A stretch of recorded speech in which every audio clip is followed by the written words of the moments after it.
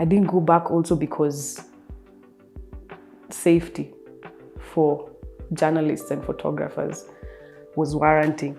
After the DCI came out to say we are using these photos to look for these people. That very day, 20th, I was warned not to go past a certain area, otherwise I'd be robbed.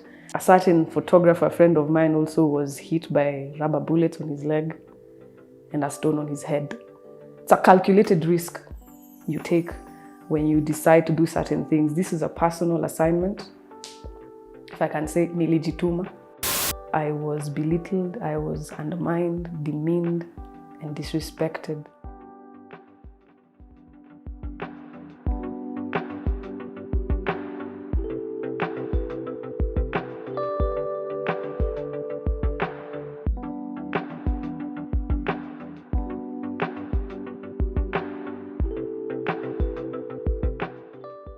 My name is Makenna Kesh Nthamba, but I am known as Kesh Nthamba in the industry of photography. I am a documentary photographer and filmmaker, and I specialize in editorial photography, photojournalism, storytelling, and environmental portraits. At 18, I didn't even know I'd be a photographer. I think it came like when I was 19, right after 18 or 19, I don't know, when someone clears high school. Yes, so at that point is when I picked up my first point and shoot. Thereafter, I got my first smartphone, which was a Techno Phantom A+, I must be precise, because I was very shameless with that phone. I used it for everything. So prior to photography, I was an artist, still am, a drawing artist, pencil artist. So there was that natural transition from drawing to photography. Also, a voice in my mind was saying, this is something you can capitalize on quicker than drawing. So that transition just came about, and it was also very natural because people saw the photos, my family saw the photos I took with the point and shoot, which was a Fujifilm that I still have to date, and they were impressed. And I remember the look on their faces with such basic shots I took, and I was like, okay, this is going somewhere, and well, 10 years on, it's still going. My background training is in public health. I studied, or another word for public health is preventive medicine. So that's what I did in campus. And in some way, it is a bit on the opposite side of photography, but where the two meet is when I take part in health assignments or work by NGOs or developmental organizations whose main work is in the health or public health sector. So I know the background, I have the background of what they're doing and what they're trying to do. So me who's shooting it, I am better pleased to cover such things because I understand what they're actually doing. Photography is my profession.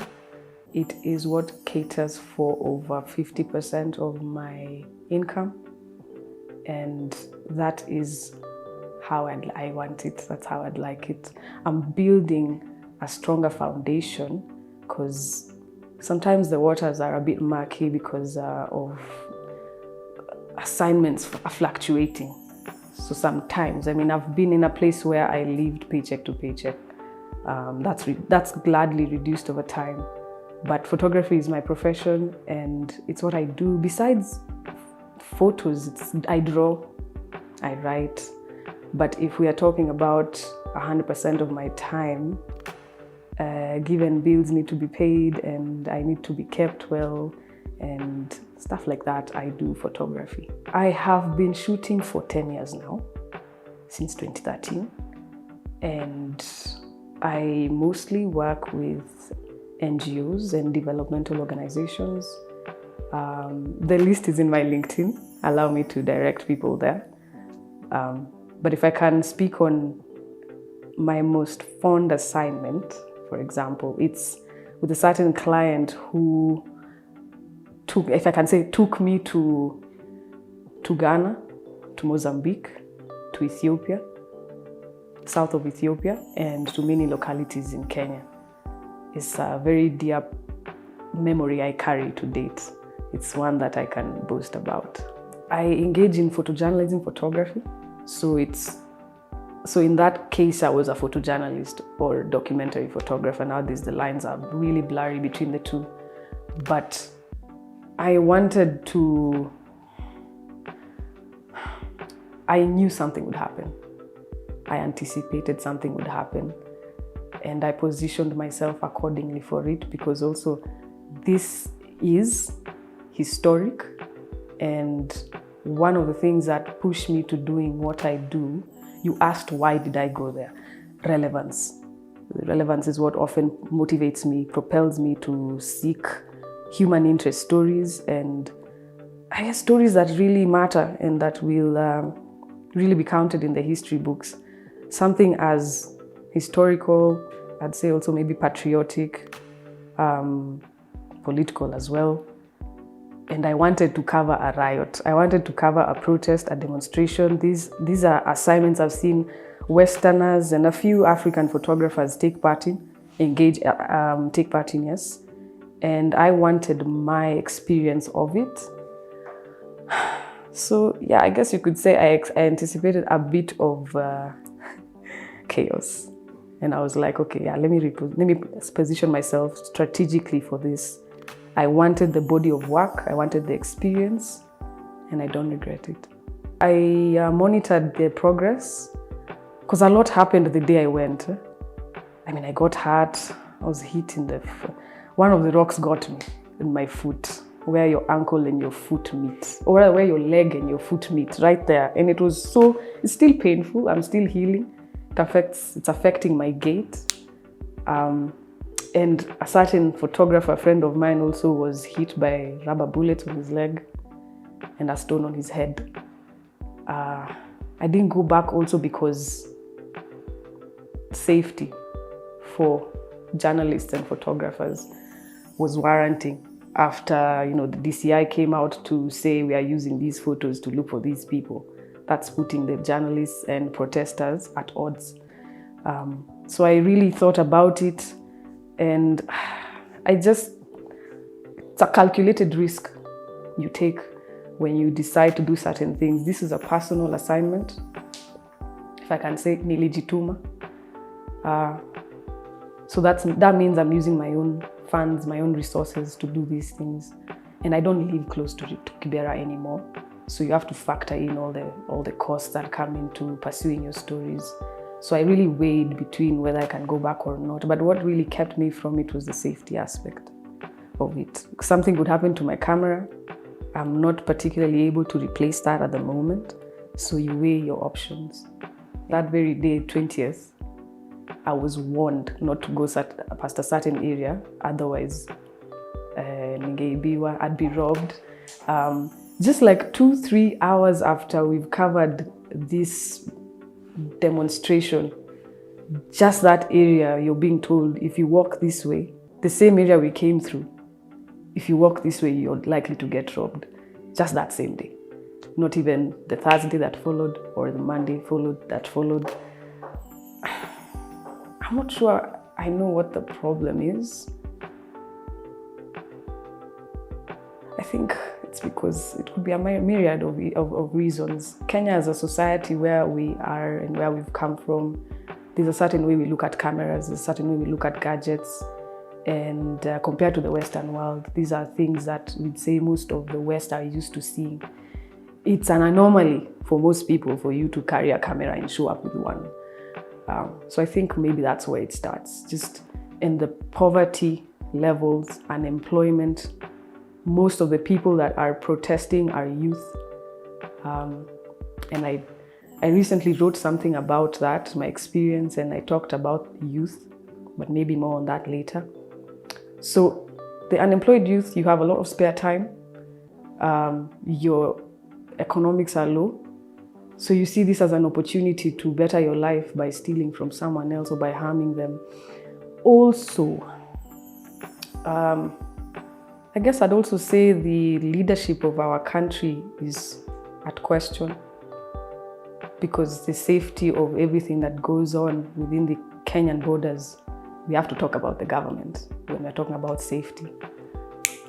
So I guess it's just a matter of time until photographers are employees or people at work like any other, such that you can go out and really not fear getting robbed.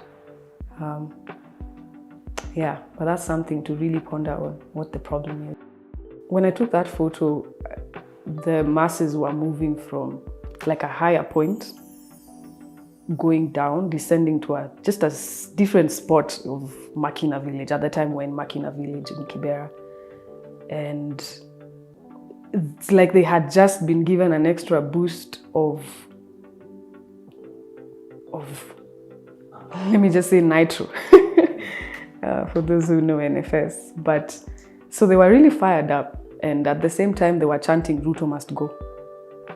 So when that guy did this to me, or to the government, really, not to me, yeah, the people were displeased, people were angry. And this guy was, I like how he covered his face. You can't tell who he is. That's good for him, really.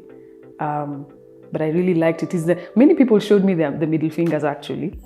And I captured all of them, but this one really stood out. I also like that image because it has, it's vast. There's a lady at the beginning somewhere there.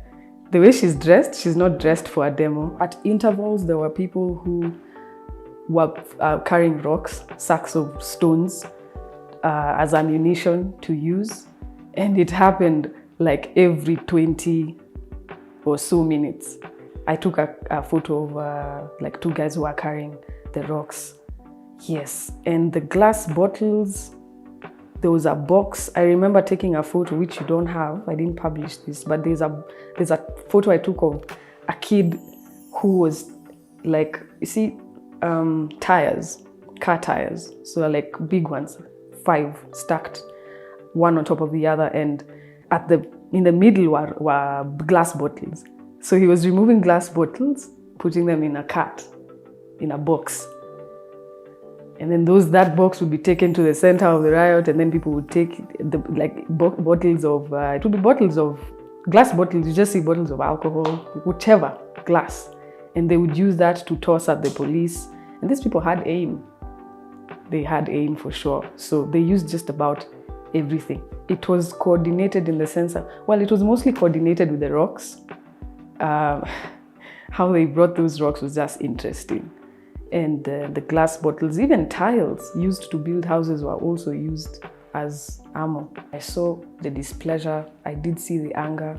There's a certain shot, I captured a woman in the skirt and orange t-shirt. She was quite pissed off at the current state of things. Anger was abounding in the entire crowd. So it's really, I mean, the protests were taking part in Kibera, Mathare town simultaneously. If there's payment, maybe, from what I've heard, maybe for some of the protesters who were protesting in the CBD. But Kibera, I don't think so. Kibera showed the raw emotion that these people have carried since the inception of the Kenya Kwanza government, if I might say. And there was nothing fake in their expression, in their riot, in their protest. Of course, there are joyriders. Of course, there'll be people at the backbenchers who are really there to just witness what's happening. Because throwing a rock really is upon you. But being paid to protest, I dispute that. At least for the location that I was in, which is Kibera. I am not against the grain. And as a woman photographer, let me speak to the 20-year-old lady photographer somewhere. You'll walk into many rooms where there will be more men. There will be more of men and one of you. And I ask you to kindly get used to that. Yeah, it's not something to be mad at. It's just the way things are, really. And I come from a biblical place, so I think men they'll tend to be everywhere, more than women, and that's okay. The issue, the grievance for me would be being belittled in the industry, and and not being given the same respect, brotherly respect that men receive. If I can just reference an assignment that I engaged in last year, it was handled so poorly. It was an assignment for women, steered by men, but for women. And I was belittled, I was undermined, demeaned, and disrespected. And to be honest, it's one of my worst experiences to date. So the issue, I'd say, is it's more psychological. The struggle is perhaps more psychological than physical, because you can build on strength. You can build on your strength to carry a C-stand, to carry tripods. I welcome the input of men, absolutely. I'm not against it. But women, you can build yourself. You can do these things. So I'd tell you, this chick, get used to men being around you. They can be friends, they're not enemies. I can also say, if I can now be a bit more general and not speaking per se to women, I'd say engage in whatever creativity comes to your mind. Just do. Doesn't matter.